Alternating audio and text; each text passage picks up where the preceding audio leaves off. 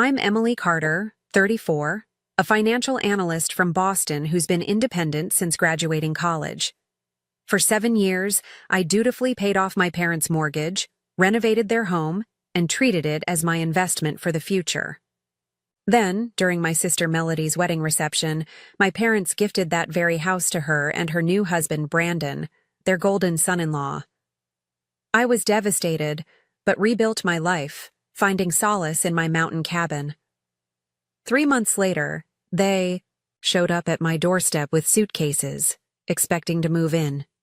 Before I continue this story, drop a comment letting me know where you're watching from, and hit that subscribe button if you've ever had family take advantage of your generosity. Growing up in suburban Massachusetts, our family was solidly middle class until I hit my teens. Dad worked as a high school teacher while Mom ran a small catering business from home. We weren't wealthy, but we had enough for what mattered. My sister Melody came along when I was 4, and despite the age gap, we grew close. I was the studious, responsible one, while Melody was artistic and free-spirited. My parents always joked that between us, we made one perfect daughter. Everything changed during my sophomore year of college.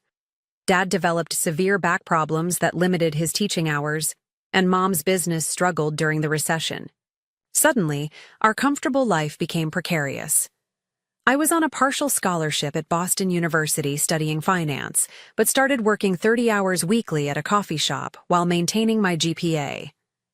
Meanwhile, Melody was still in high school, insulated from the worst of the financial stress. "Emmy, we're so proud of how hard you work," Mom would say during our Sunday calls. "You're going to go so far in life." I believed in investing in my future. While classmates partied, I interned at financial firms, building connections. By graduation, I had 3 job offers and took a position at a respected investment firm in Boston. My starting salary seemed enormous compared to what we'd lived on, and I rented a modest apartment with a college friend. As my career advanced, my parents' financial situation deteriorated. Property taxes increased, and their 30-year-old house needed major repairs they couldn't afford. Dad's back worsened, reducing him to part-time teaching. Mom's catering clients dwindled as younger competitors emerged. Melody attended community, college for art, and lived at home, contributing minimally to household expenses. I visited monthly, noticing the peeling paint, leaking roof, and my parents' growing anxiety. When I was 27 and 3 years into my career, Dad called me crying. "Emily, we're 3 months behind on the mortgage," he admitted. "The bank is threatening foreclosure. We've tried everything." My heart sank. The family home where we'd celebrated birthdays, holidays, and milestones might be lost. That night, I reviewed my finances.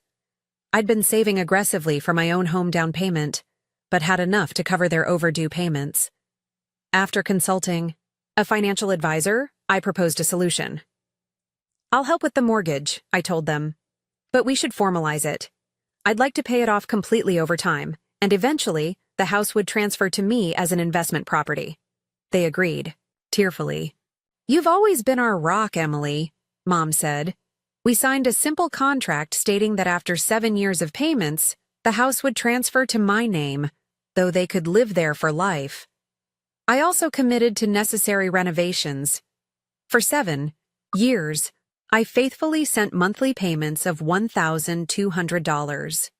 I replaced the roof, updated the electrical system, renovated the bathroom, and installed energy-efficient windows. Every improvement was documented as part of my investment.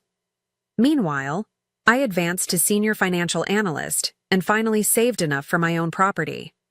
Instead of a city condo, I bought a rustic 2-bedroom cabin near Lake Winnipesaukee in New Hampshire. It needed work, but I fell in love with the pine interior, stone fireplace, and peaceful surroundings.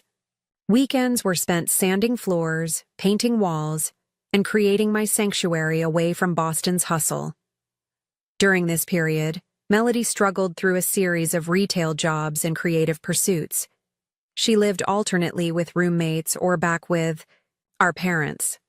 While I worried about her lack of direction, my parents assured me, She's just finding herself. We weren't all born with your drive, Emily. Everything changed when Melody met Brandon Reynolds at 28. He was 33, worked in commercial real estate, and came from a wealthy Connecticut family. Handsome and charming, he swept Melody off her feet with expensive gifts and weekend getaways. From their first meeting, my parents were enchanted by Brandon. Dad suddenly had someone to watch sports with, and Mom delighted in Brandon's compliments about her cooking. Family dinners became showcases for Brandon's business successes and connections. Emily, isn't Brandon just wonderful for Melody? Mom gushed during one of my visits. He's so established and knows exactly what he wants. I nodded, but something about Brandon unsettled me. Behind his charm, I caught glimpses of calculation when he thought no one was looking. He'd subtly correct Melody's table manners or interrupt her stories. Small things, but they registered. Around this time, I met Jake Sullivan, my cabin's nearest neighbor. A wildlife photographer with kind eyes and an easy laugh, Jake lived year-round in his family's former vacation home. Our friendship began when he helped me install my dock and blossomed into something deeper over campfires and kayak trips. With Jake, I could be completely myself. He never compared me to anyone or measured my worth by my achievements. When I confided my concerns about Brandon, Jake listened without judgment. "Trust your instincts," he advised. "You know your sister better than anyone." As my relationship with Jake deepened, my parents became increasingly enamored with Brandon. When I mentioned putting the final renovations on the house before the transfer to my name, Dad changed the subject. When I brought up the contract we'd signed, Mom said, "Family shouldn't be so businesslike, Emily. We'll figure it all out."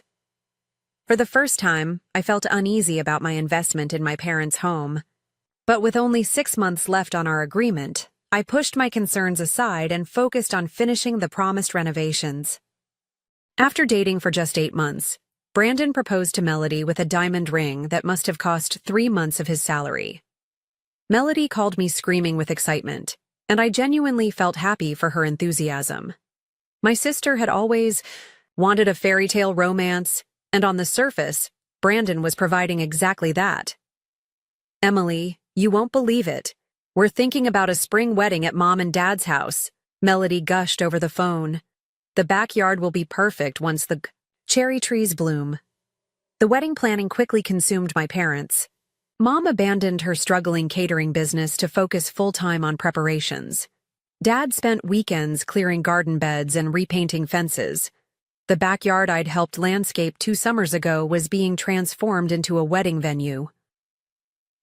Brandon's parents visited from Connecticut, bringing their interior designer friend to suggest improvements to our family home. Suddenly, the kitchen backsplash I'd installed wasn't suitable. The living room furniture needed updating. My carefully chosen paint colors weren't wedding appropriate. "Emily, don't be so sensitive," Mom said when I expressed concern about the mounting expenses. Brandon's family is used to certain standards, and this is Melody's big day. As maid of honor, I tried to support Melody while gently suggesting budget-friendly alternatives. But whenever Brandon was present, my suggestions were dismissed. "Don't worry about money, Emily," Brandon would say with a condescending smile. "I've got connections who can get us amazing deals." These amazing deals always seem to involve my parents paying for premium services from Brandon's friends and associates. 3 months before the wedding, I arrived for a weekend of planning to find Melody in tears at the kitchen table. "Brandon thinks we should postpone our honeymoon so we can put that money toward redoing the master bathroom," she sniffled. "He says it's embarrassing when his friends visit. That master bathroom renovation had been my Christmas gift to my parents. The previous year, I'd hired a contractor friend who gave me a discount, and I'd taken time off work to help with the demolition." "Melody, do you want to postpone your honeymoon?" I asked carefully. "I want Brandon to be happy," she replied, avoiding my eyes. That weekend, I overheard a conversation between my father and Brandon while they were grilling on the deck. I'd gone to the kitchen for more ice and paused when I heard my name. "Emily's been generous," but she's always been practical to a fault, Dad was saying. Sometimes family needs to be about more than contracts and obligations. Absolutely, Brandon. Agreed. And really, what does Emily need with this house? She's got her career and that little cabin. Melody deserves security too. My blood ran cold. Were they discussing my agreement with my parents? The house I'd been paying for and improving for nearly 7 years? Later that evening, I confronted my parents in their bedroom, keeping my voice low so Melody wouldn't hear. I overheard Dad talking with Brandon about the house, I said directly. Our agreement is still in place, right? The transfer happens after my final payment next month. Mom looked at Dad nervously before responding. Honey, we've been thinking, you're doing so well, and Melody and Brandon will need a place to start their married life. They're planning to live here? I asked, my chest tightening. Nothing's decided yet, Dad said quickly. Let's not worry about this right now. The wedding is the priority. Their vague reassurances did little to calm my growing anxiety. That night I called Jake from my childhood bedroom. I think they're planning to back out of our agreement, I whispered. 7 years of payments, Jake. All the renovations. It was supposed to be mine. Jake's steady voice helped ground me. Document everything, Emily. Find that contract. Gather your payment records. But maybe wait until after the wedding to push the issue. Give Melody her day. I knew he was right. Despite my misgivings about Brandon and my parents' evasiveness, I didn't want to spoil my sister's wedding. I reminded myself that there was a signed agreement, and I had records of every payment and renovation. As the wedding approached, my anxiety competed with work stress. Our firm was handling a major merger, requiring late nights and weekend hours. When I couldn't attend a cake tasting, Mom made me feel like I was letting everyone down. Brandon's mother managed to fly in from Connecticut, but you can't drive. 30 minutes from Boston? She sighed. The final weeks before the wedding were a blur of fittings, flower consultations, and rehearsals. I watched my parents deplete their savings to create Brandon's vision of a perfect wedding. When I suggested scaling back, Melody accused me of not supporting her happiness. This is the most important day of my life, Emily, she insisted. Can't you just be happy for me? So I smiled through it all, helped address invitations, assembled favor boxes, and wrote a heartfelt maid of honor speech, all while trying to ignore the sinking feeling that something was very wrong. The morning of Melody's wedding dawned clear and perfect. Cherry blossoms floated on the spring breeze, and the backyard had been transformed with white chairs, floral arches, and twinkling lights. Professional photographers captured every moment as we prepared in Melody's childhood bedroom. You look beautiful, I told my sister sincerely as I helped secure her veil. Melody truly was radiant in her lace gown, her dark hair swept up with tiny flowers. Do you think Brandon will like it? She asked, checking her reflection anxiously. He'll be speechless, I assured her, pushing aside my concerns about her constant need for Brandon's approval. The ceremony was lovely. Melody and Brandon exchanged vows beneath the cherry trees, with 100 guests witnessing their promises. When Dad walked Melody down the aisle, his eyes shone with tears, and Mom sobbed openly from the front row. In that moment, I felt a surge of love for my family despite all my worries.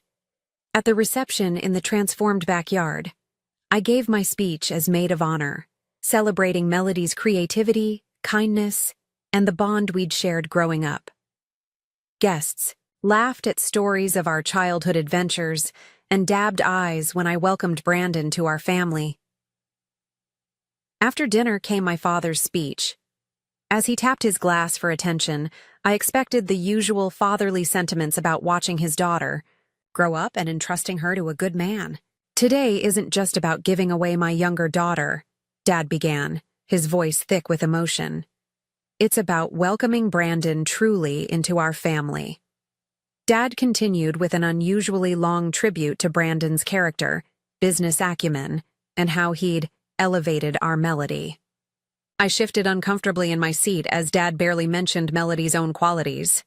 And so, Dad concluded, raising his glass higher, Cynthia and I want to make a special announcement.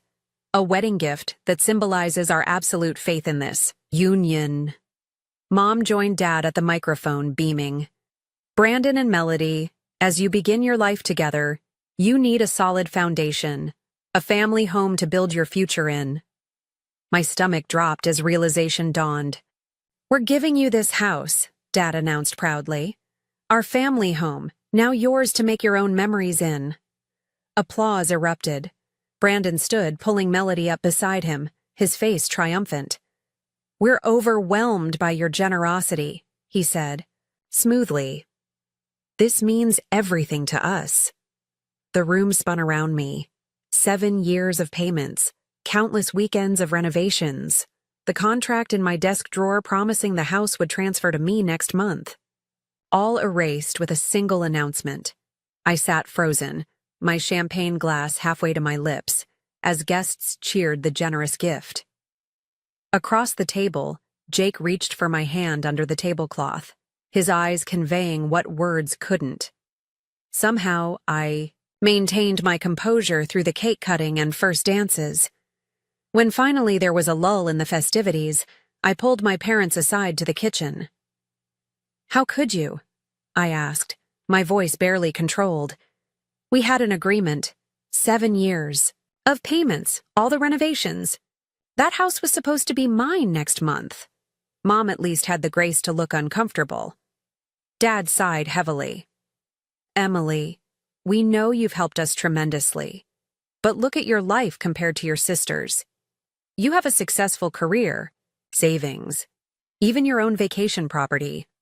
Melody and Brandon need a foundation. Brandon needs my house? I repeated incredulously. The house I've been paying for since I was 27? It was never really your house, Mom said defensively. It was always our family home. That you were going to lose to foreclosure until I stepped in, I reminded them, my voice rising. Despite my efforts to stay calm.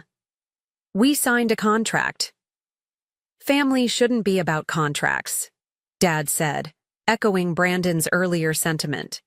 We raised you better than that, Emily. The injustice of it all struck me physically, like a blow to the chest. So, I'm supposed to just smile and accept that you've given away 7 years of my financial investments to a man you've known for a year? Brandon will take good care of the property, Mom insisted, as if that addressed my concern. And they'll always have a place for us when we're older. What about my place? What about what I was promised? I asked, tears finally spilling over. Dad's expression hardened. I think you're being selfish, Emily. This is Melody's wedding day. Pull yourself together and be happy for your sister. The conversation was interrupted by the wedding planner announcing it was time for the bouquet toss. Mom hurried out, relieved to escape the confrontation.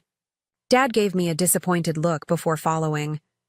I stood alone in the kitchen, surrounded by dirty dishes and half-empty champagne bottles, feeling as if the ground had disappeared beneath my feet. 7 years of investment, gone. My parents. Promises, broken. And apparently, I was the selfish one for expecting them to honor our agreement. I couldn't bear to return to the reception. After texting Jake that I needed to leave, I slipped out the side door to my car. Driving through tears, I headed straight for my cabin, the only place that still felt truly mine. 3 hours later, I sat on my dock, staring numbly at the dark lake waters. Jake arrived around midnight, having made excuses for my absence and driven directly from the wedding. They gave away my house, Jake, I whispered as he wrapped a blanket around my shoulders. 7 years of payments, just gave it away like it was nothing. Jake held me as I finally broke down completely, sobbing against his chest until exhaustion took over.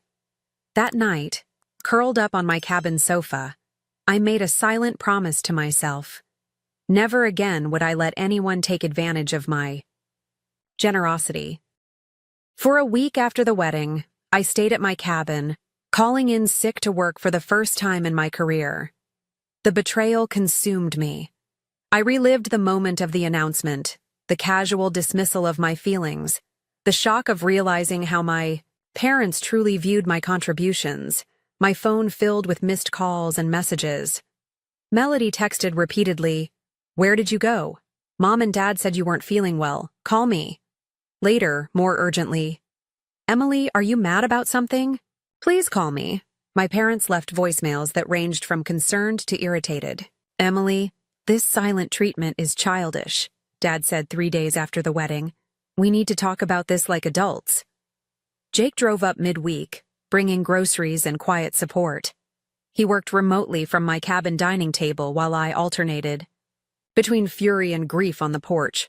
"They made me feel like I was crazy for expecting them to honor our agreement," I told Jake as we shared a bottle of wine by the fireplace. "Like I was being greedy for wanting what was promised to me." "It's gaslighting," Jake said simply. "They know they're wrong, so they're making it your fault." At the end of the week, I found the strength to return to Boston.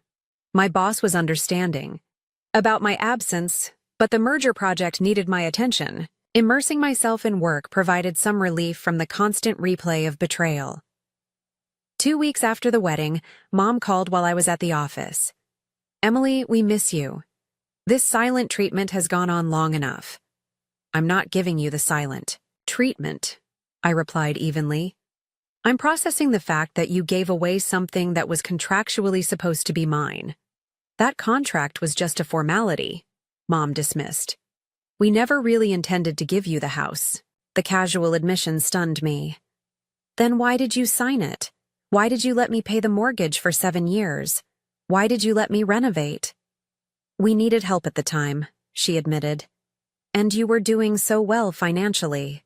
We knew you could afford it." The conversation devolved from there. Mom insisted I was financially secure enough to absorb the loss, while Melody and Brandon needed to start their married life properly. When I pointed out that Brandon earned more than I did, she changed tactics. "You've always been so independent, Emily. We never thought you'd actually want the family home. You have your little cabin getaway." By the end of the call, it was clear they had always intended to break our agreement. My faithful payments and improvements had merely been a stopgap solution to their financial problems. Now that Brandon had appeared with his prestige and connections, they'd found a more appealing option. I consulted my firm's legal department discreetly. The contract we'd signed had teeth, they confirmed, but pursuing it would mean taking my parents to court. The thought made me physically ill. Instead, I made a practical decision. I formally ended all financial support to my parents. The supplemental checks I'd been sending for their expenses stopped. I removed myself as an authorized user on their credit card, which I'd been paying. I withdrew from the family cell phone plan I'd established and maintained. For 3 months, I maintained minimal contact with my family. I declined Sunday dinner invitations and begged off from Melody's housewarming party at what should have been my house. Work became my sanctuary, and weekends at the cabin with Jake healed my wounded spirit gradually. As Thanksgiving approached, Mom began her annual campaign of holiday guilt. "It's the first Thanksgiving with Brandon as part of the family," she emphasized during one of our brief calls. "Melody really wants everyone together." "I'll be at the cabin for Thanksgiving," I replied firmly. "Jake and I are cooking together. You can bring Jake too," she offered, as if that addressed my concern. "No, Mom. I need space still. Maybe Christmas." After hanging up, I felt a weight lift. Setting boundaries was new territory for me, the perpetual family fixer and enabler. Jake and I planned a quiet, intimate Thanksgiving at the cabin with a small turkey and all the traditional sides. The Tuesday before Thanksgiving, I left work early to beat holiday traffic to New Hampshire. As I rounded the final curve to my cabin, I spotted an unfamiliar car in my driveway. For a moment, I thought Jake might have arrived early. Then I recognized my father's sedan. Confused, I parked and approached the cabin. Through the window, I could see movement inside. Using my key, I opened the door to find my parents in my living room, suitcases open on the floor, clothes already hanging in my coat closet. "Emily!" Mom exclaimed. as if this were a pleasant surprise. "We were wondering when you'd arrive." I stood in the doorway, keys still in hand. "What are you doing here? How did you get in?" Dad held up a key. "Remember when you had that spare maid last summer when your contractor needed access? We kept it in case of emergencies." "This doesn't look like an emergency," I observed, taking in their partially unpacked luggage. "It looks like you're moving in." Mom and Dad exchanged glances. "Well, we've had some financial setbacks," Dad explained. "The wedding was more expensive than we anticipated, and with giving the house to Melody and Brandon, we're a bit strapped," Mom finished. "Brandon suggested we might stay here until we get back on our feet." The audacity was breathtaking.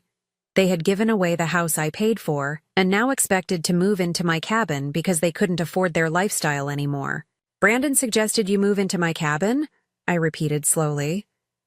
"He pointed out that you're rarely here except weekends," Dad said reasonably. "It's sitting empty most of the time, while we're struggling to afford a rental." I set my purse down, very carefully, afraid that if I moved too quickly, I might explode. "Let me understand this correctly. You gave away the house I paid for and now you want to live in my cabin because you can't afford housing?" "Don't be so dramatic, Emily," Mom sighed. "It's not like we're asking to take it from you, just to share it temporarily." "How temporarily?" I asked. They exchanged another look. "Well, until we figure things out," Dad hedged. "Maybe a year or so. Brandon thinks the real estate market will improve by then." A year. They expected to live in my personal space, my sanctuary, for a year. Without asking. Without acknowledging what they'd done with the house. Without a hint of remorse. Something inside me finally snapped. "Get out," I said quietly. "What?" Mom looked genuinely shocked. "Get your things and get out of my cabin. Now." "Emily, be reasonable," Dad started, using his teacher voice. "Reasonable?" My voice rose despite my efforts to control it. Was it reasonable to give away a house I paid for 7 years? Was it reasonable to break a legal contract? Was it reasonable to dismiss my feelings when I confronted you? Or maybe it was reasonable to use my spare key to move into my property without permission. They stared at me, unused to this version of Emily who refused to bend.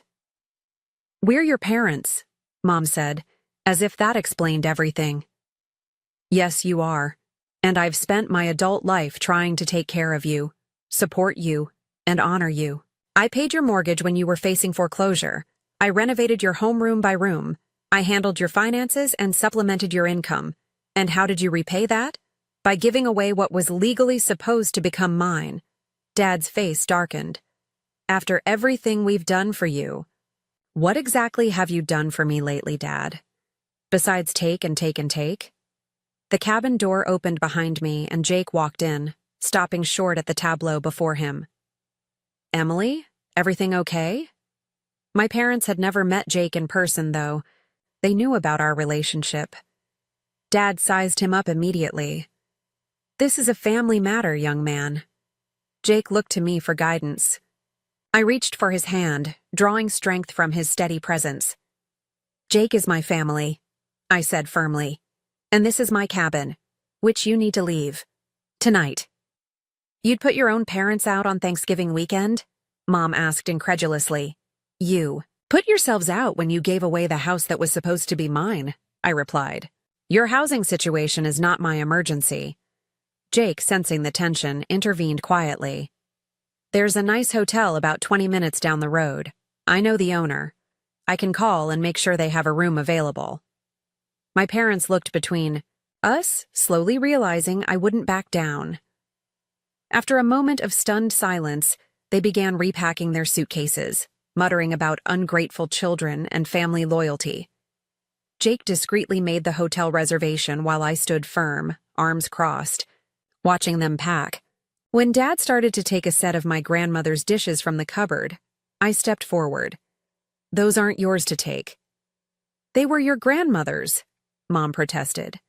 "Yes, and she left them to me specifically in her will, knowing how much I admired them. They stay here." An hour later, Jake drove my parents to the hotel while I sat on my dock, shaking with adrenaline and emotion. When he returned, he simply held me, asking no questions, offering silent support. Later that evening, Melody called, her voice tight with tension. "What's going on, Emily?" "Mom and Dad just called me crying from some hotel." I explained everything. Factually, from the wedding announcement to finding them in my cabin, a long silence followed. "I didn't know," Melody finally said. "About the contract, the payments, any of it. They told me they wanted to give us the house as a surprise wedding gift. Brandon was so excited about renovating it." "Did Brandon know about my agreement with them?" I asked directly. Another pause. "He mentioned something about you helping with the mortgage during bad times. But he said it was just family helping family, not a formal arrangement." "It was a signed contract, Melody. 7 years of payments. I have the documentation." "Oh, God." Her voice cracked. "Emily, I'm so sorry. If I'd known." For the first time since the wedding, I felt a flicker of connection with my sister. "It's not your fault if they didn't tell you.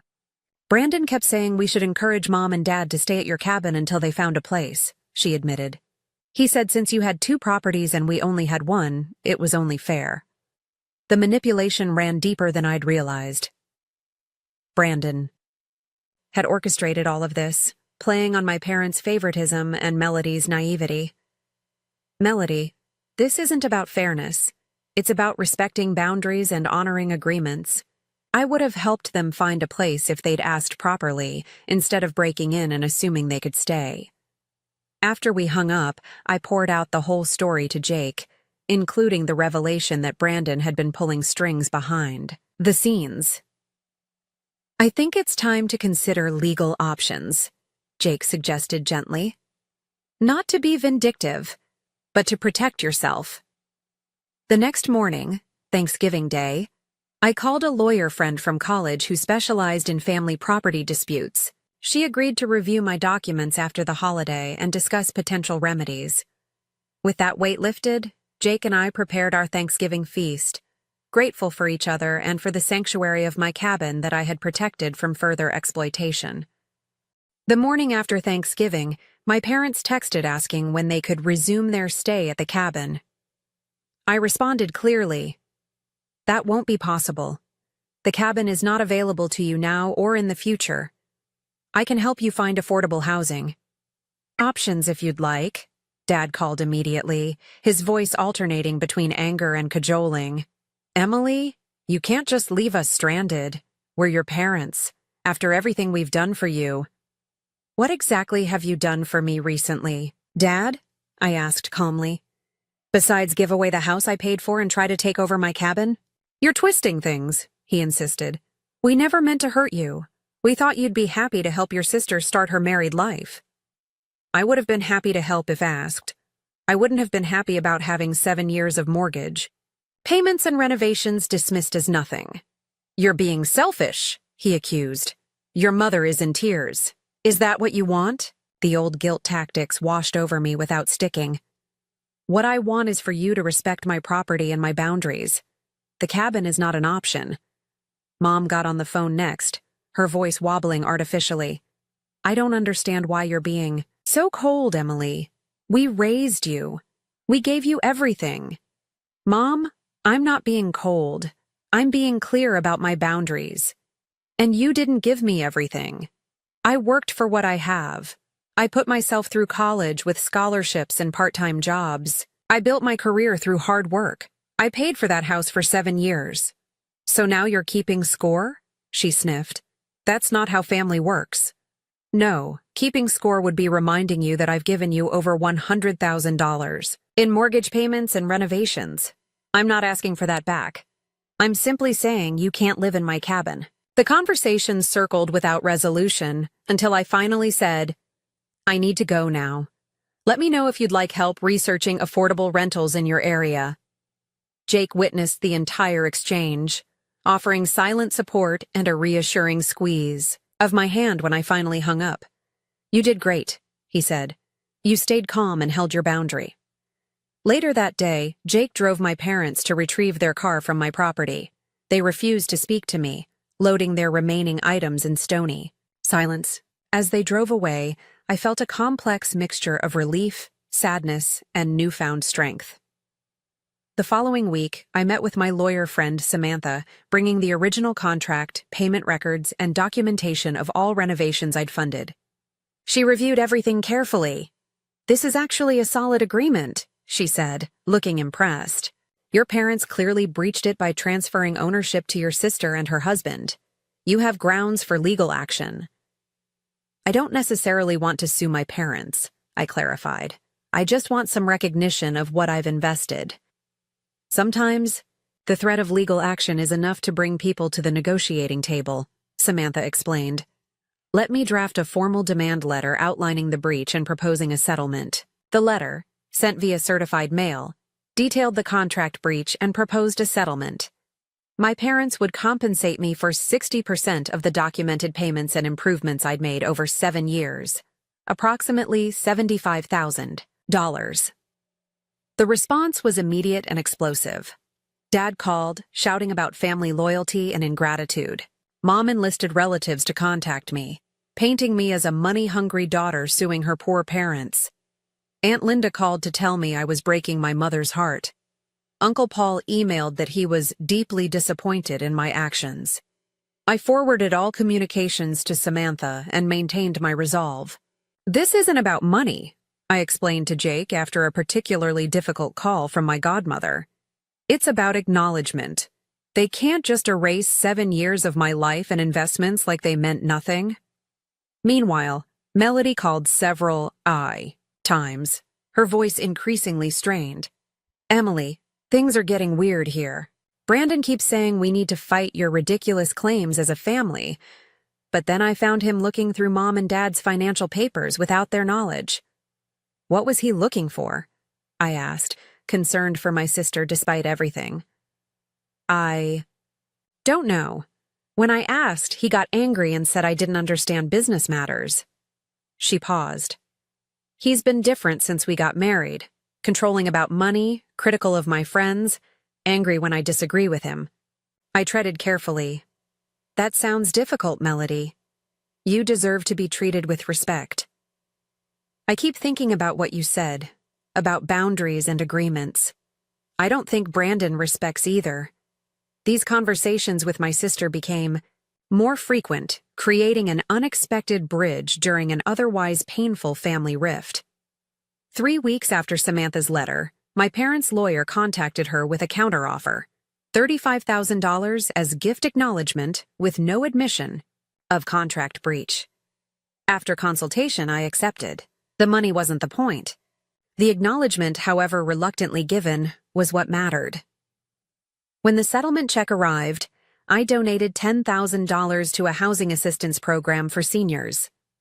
The rest went into my investment account, mentally earmarked for a future home purchase that would be solely mine.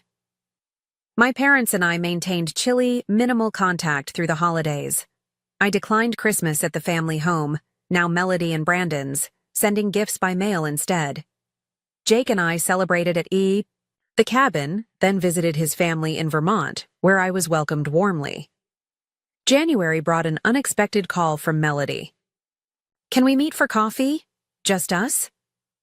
We met at a quiet cafe halfway between Boston and the suburbs. My sister looked thinner, shadows under her eyes that makeup couldn't quite conceal. "Brandon's furious about the settlement," she said without preamble. "He keeps saying that money was meant for our house renovations." "It was compensation for 7 years of mortgage payments I made," I corrected gently. "I know that now," she nodded, turning her coffee cup anxiously. "Emily, I think I made a mistake. Brandon isn't who I thought he was." Over the next hour, Melody revealed troubling patterns in her 3-month marriage. Brandon monitored her spending, criticized her friends, and had dramatic mood swings. He'd pressured her to quit her part-time gallery job because a Reynolds wife doesn't work retail. He'd convinced my parents to give them the house, then immediately began expensive renovations that erased childhood memories. He wants to refinance to pay for more renovations, she confided. When I suggested waiting until we'd saved more, he said I was being financially naive, like our parents. I listened, recognizing the signs of emotional manipulation and financial control. What do you want to do, Melody? I don't know yet, she admitted. But I wanted you to know I understand now why you were so hurt. The house meant something to you beyond money. It was a promise. Her acknowledgement healed something in me that the legal settlement couldn't touch. Thank you for seeing that. You're the strongest person I know, Emily, Melody said, her eyes filling with tears. You always have been. I need some of that strength now. As winter turned to spring, Melody and I rebuilt our relationship through weekly calls and occasional meetups. I was careful not to push her about Brandon, but offered support and perspective when asked. Jake met her for the first time over dinner in Boston, and their easy rapport added another strand to my support system. By March, my parents had found an affordable apartment and seemed to be adjusting to their new reality. Our interactions remained formal but civil. They never directly apologized for the house or the cabin incident, but they stopped actively vilifying me to relatives. My relationship with Jake deepened through the crisis. His unwavering support and clear-eyed perspective helped me navigate the family turmoil without losing myself. Weekends at the cabin became our shared sanctuary, filled with hiking, cooking, photography, and quiet conversations by the fireplace. You know what impresses me most? Jake said one evening as we watched the sunset from the dock. You didn't let this break you. You stood up for yourself while still leaving the door open for healing. In that moment, I realized how far I'd come, from the people-pleasing daughter who had silently accepted whatever was asked of her.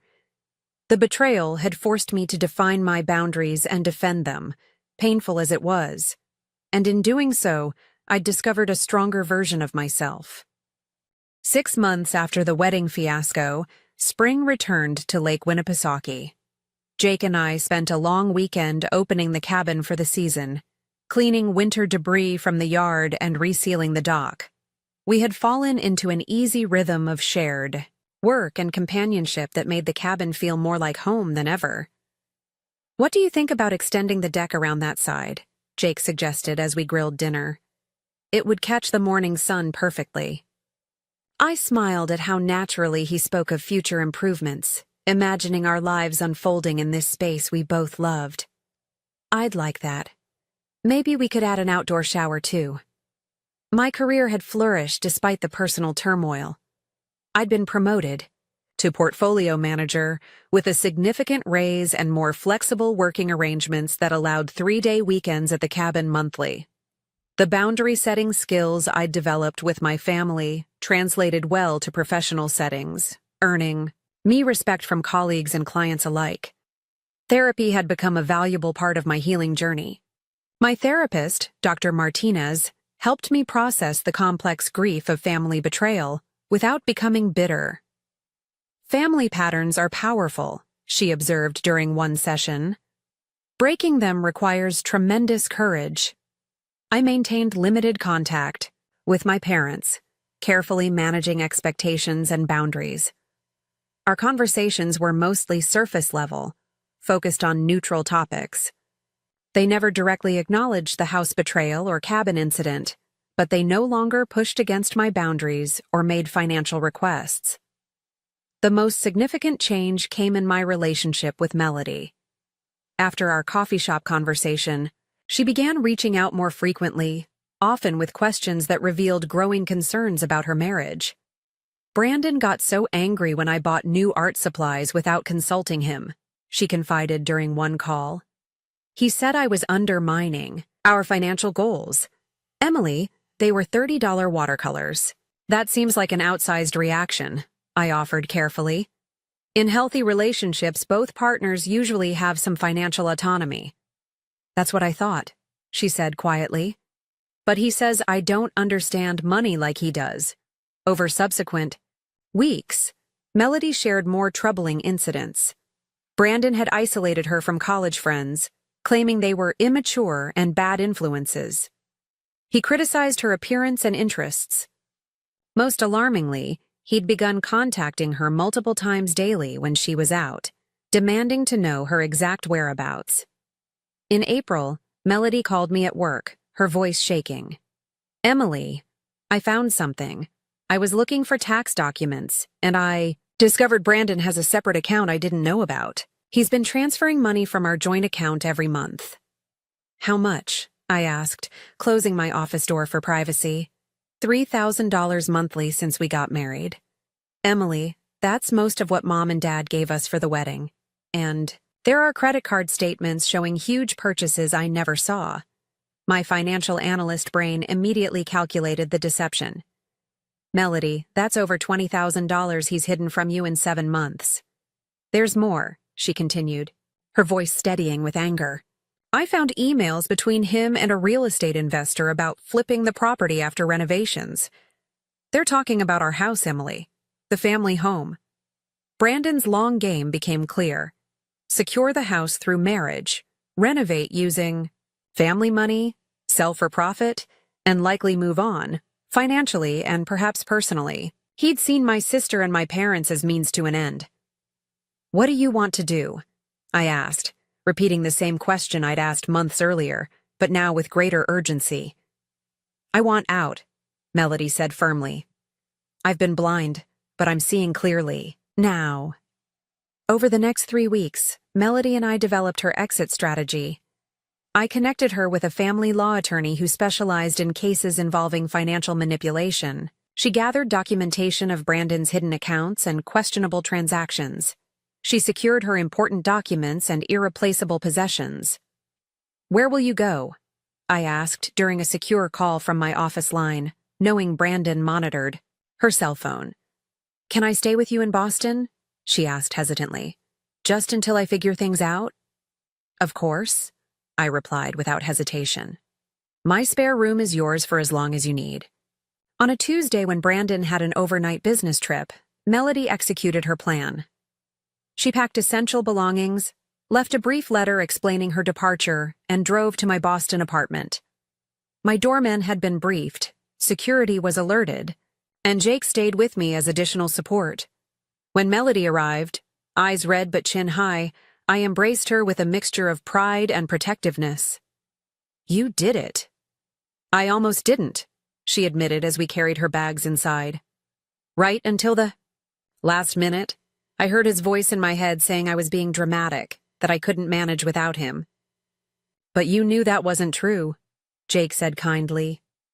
"I remembered watching Emily stand up to Mom and Dad at the cabin," Melody said, giving me a watery smile. If my sister could hold her boundaries against a lifetime of family expectations, could leave 6 months of manipulation. The aftermath was predictably stormy.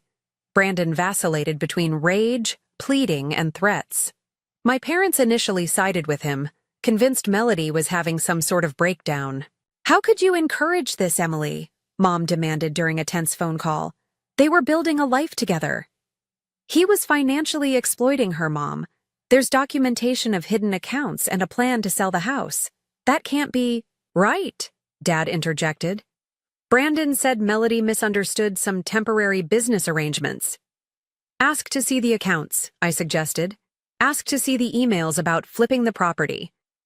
Their defense of Brandon faltered when they finally confronted the evidence Melody provided. Dad called me a week after Melody left, his voice subdued. "We may have misjudged the situation." "And Brandon?" I asked. A heavy sigh. "We're beginning to see some concerning patterns." The family dynamic shifted again as my parents processed their second major misjudgment in less than a year. They had championed Brandon, given him my house, and enabled his control of Melody. Now they faced the consequences of those choices, including potential loss of their family home, if Brandon contested the divorce. Melody stayed with me for 3 months, gradually rebuilding her confidence and independence. She found part-time work at a Boston gallery, began therapy, and reconnected with old friends. Legal proceedings moved forward, with her attorney building a strong case for financial deception and marriage fraud. My relationship with Jake deepened through this family crisis. He provided unwavering support without trying to control the situation or center himself in the drama.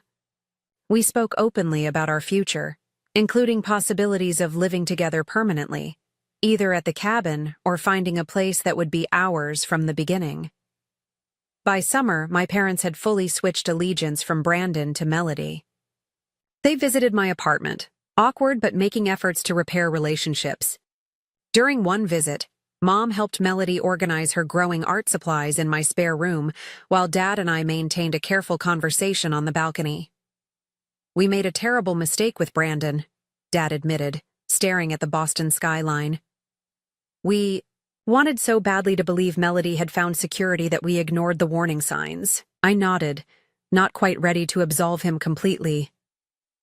"And before that," he continued haltingly, "with the house. Emily, we were wrong. We had an agreement with you, and we broke it." The acknowledgement, however belated, eased something tight in my chest. "Yes, you did. I don't expect you to forgive us overnight," he said, "but I hope you know we're trying to do better." It wasn't a perfect apology, but it was a start. "I appreciate that, Dad." As Melody's divorce proceedings continued, Brandon's carefully constructed facade crumbled. Financial investigations revealed patterns of similar behavior in previous relationships and business dealings. The family home remained in contention, but Melody's lawyer was optimistic about securing her interests given the evidence of Brandon's deception. On a perfect August evening at the cabin, Jake and I sat on the new extended deck he had designed, watching fireflies dance over the lake. Melody was visiting for the weekend, sleeping peacefully inside after her first day of kayaking and swimming. "I have something to ask you," Jake said, reaching for my hand. From his pocket, he produced a small wooden box carved from lake driftwood. "This place has become the heart of our story. It's where we found each other, and where you found your strength." Inside the box was a simple but elegant ring, a sapphire the color of the lake surrounded by tiny diamonds like stars. "Emily Carter, will you marry me? Not because you need me, but because we choose each other, every day." Tears filled my eyes as I nodded. Yes. Absolutely yes. Later, as we celebrated with champagne on the dock, I reflected on the journey of the past year. The betrayal that had nearly broken me had instead forced me to grow stronger. The house I had lost had made way for a future built on mutual respect and genuine love. And the cabin I had protected had become the foundation for a new kind of family, one built on choice rather than obligation. 1 year after Melody's wedding, life had transformed in ways I could never have predicted. Jake and I were planning our own wedding, a small lakeside ceremony at the cabin the following spring. Melody had finalized her divorce from Brandon with a settlement that allowed her to keep the family home, though she was considering selling it to start fresh. "There are too many complicated memories there now," she explained, as we shopped for furnishings for her new apartment in Cambridge. "I think I need my own place with my own history." I understood completely. The house that had once represented my investment and security now symbolized a painful chapter better left behind. Melody had offered to sell it and split the proceeds, with me acknowledging my years of payments. But I declined. "Use it to build your new life," I told her. "That's worth more to me than the money." My relationship with my parents remained a work in progress. The initial fracture had begun to heal, but trust rebuilt slowly. They had moved into a comfortable senior apartment complex and were adapting to a simpler lifestyle. Dad had started substitute teaching again, and Mom volunteered at a community kitchen, rediscovering her love of cooking without the pressures of business ownership. Our family gatherings were smaller and more authentic. Gone were the performances of perfect family harmony, replaced by careful conversations that acknowledged past hurts while looking forward. During a Sunday lunch at my apartment, Mom helped me address wedding invitations, while Dad and Melody discussed her upcoming art show. "I never properly thanked you for taking Melody in during the divorce," Mom said quietly as we worked. You were there for her when we failed her? She's my sister, I replied simply. I always will be. Mom nodded, tears in her eyes. You're a better person than we raised you to be, Emily. You became that on your own. The unexpected acknowledgement touched me deeply. I think we all learn and grow, Mom. Sometimes through joy, sometimes through pain. Jake and I had merged our lives with thoughtful intention. He had moved most of his photography equipment to my Boston apartment, where he worked between assignments. Weekends belonged to the cabin, where we continued making improvements with an eye toward eventually living there full-time. My promotion to portfolio manager had brought increased responsibility, but also greater flexibility. I had established clear work-life boundaries, no longer being the first in and last out of the office. My value wasn't measured by constant availability, but by the quality of my work and decision-making. Therapy continued to provide valuable perspective.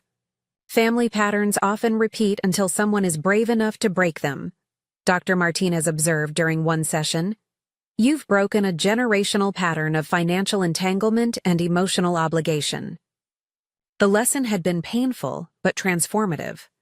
My worth wasn't determined by what I provided to others. Love shouldn't come with price tags or conditions. Genuine relationships were built on mutual respect, not on what could be extracted or leveraged. Jake proposed a toast during a quiet dinner celebration of our engagement. To boundaries that protect and wisdom that liberates. And to the freedom of choosing our own path, I added, clinking my glass against his. Melody had found her own path to healing through art therapy and a support group for survivors of emotionally abusive relationships. Her experience with Brandon had left scars, but also gifted her with a fierce commitment to her own autonomy. Her paintings, once delicate watercolors of idealized scenes, had evolved into powerful explorations of resilience and rebirth. I've been thinking about what home really means, she told me during a sister's weekend at the cabin. For so long, I thought it was about the physical space or the people who were supposed to love you unconditionally. And now? I asked, watching. Her sketch, the lakeside sunset. Now I think home is where you feel completely yourself, where you don't have to earn your place or justify your needs. She looked up from her drawing. You taught me that, Emily. The realization that my painful journey had helped my sister find her strength brought unexpected healing. Perhaps that was the true inheritance I'd received. Not a house or material security, but the courage to define my own worth and stand in it unapologetically. On our 1-year engagement anniversary, Jake and I sat on our expanded deck, watching the same stars that had witnessed our first meeting and every milestone since. What do you think was the turning point? He asked, his arm warm around my shoulders. When did you know you wouldn't let them take advantage of you anymore? I considered the question carefully. It wasn't one moment. It was the accumulation of realizing my worth isn't measured by what I give or sacrifice. That love shouldn't require erasing myself. The journey had been arduous but necessary. From the shock of betrayal at Melody's wedding to the confrontation at the cabin, each painful step had forced me to examine beliefs I'd carried since childhood. The belief that love was earned through sacrifice, that family obligations trumped personal boundaries, that my needs mattered less than others. In letting go of these beliefs, I hadn't become selfish or cold as I once feared. Instead, I'd become more authentically generous, giving from choice rather than obligation. My relationship with Jake flourished because it was built on mutual respect rather than need or dependence. My rebuilt bond with Melody was stronger because it acknowledged our individual journeys. Even my evolving relationship with my parents held more truth than before. We were imperfect people finding our way back to connection after profound hurt, without pretending the pain hadn't happened. Chaktori, cabin that had once been my solo refuge, had become the heart of a chosen family, the place where boundaries were respected, growth was celebrated, and love was offered freely without expectation of return. As twilight deepened into night, I rested my head on Jake's shoulder, gratitude washing over me for the difficult lessons that had led to this peaceful moment. I've been thinking about our wedding vows, I said softly. I want to promise something about creating home together.